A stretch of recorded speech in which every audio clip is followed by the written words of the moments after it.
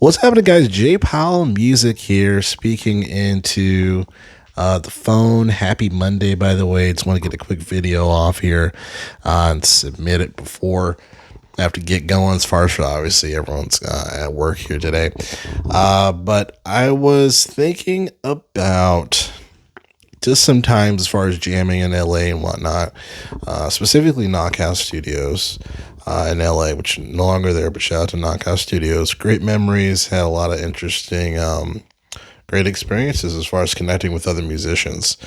That's how I got my Transitions 2 album done, and I made a lot of really cool people that I still talk to. I wanted to talk about, there are certain, let's talk about jazz music, okay? And jazz musicians, and more so younger jazz musicians, I guess. Folks that went to jazz school, and then afterwards, a lot of those folks, they're either doing jazz gigs or they're playing pop tunes, in a pop band or whatnot. Usually like classically trained or like professionally trained musicians that go to school for jazz. Obviously, one of the highest respects of honor of music. Very respectful, very respected thing.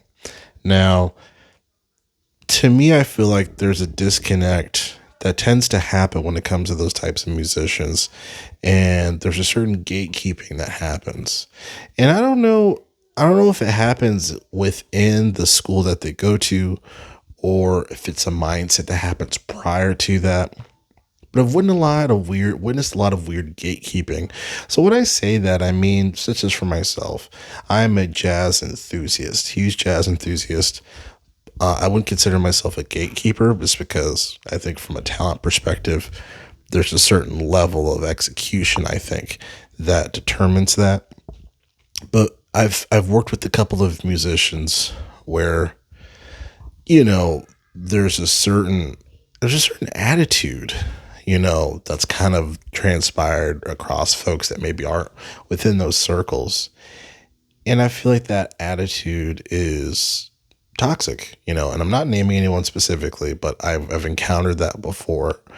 And while I do understand, hey, if you don't know the music, you don't know the music, or, hey, like you need to know this stuff if you're trying to play it. Completely understand that. Completely understand that. That's not my point at all. My point is that the attitude of how they treat other people that maybe they're just playing with that aren't jazz focused, or don't have that same specific type of, notion. And I've just witnessed a lot of I've witnessed people that have acted that way, that have just really kind of like changed like the room, like negatively as far as the energy.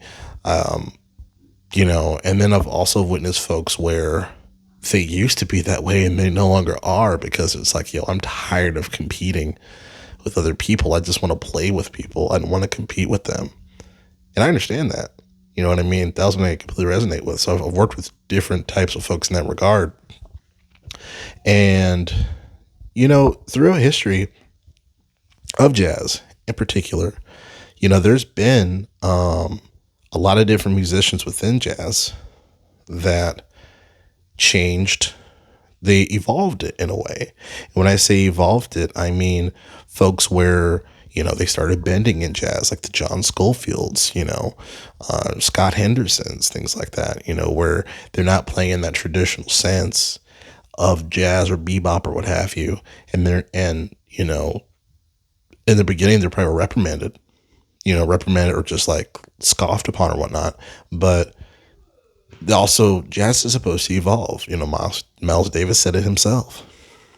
And sometimes there's gatekeepers that try to stop that, to say like, no, this is how it's supposed to be played. And I feel like it's killing jazz. It's killing music in its entirety, as far as those folks that are trying to gatekeep certain things without having an open mind to evolving.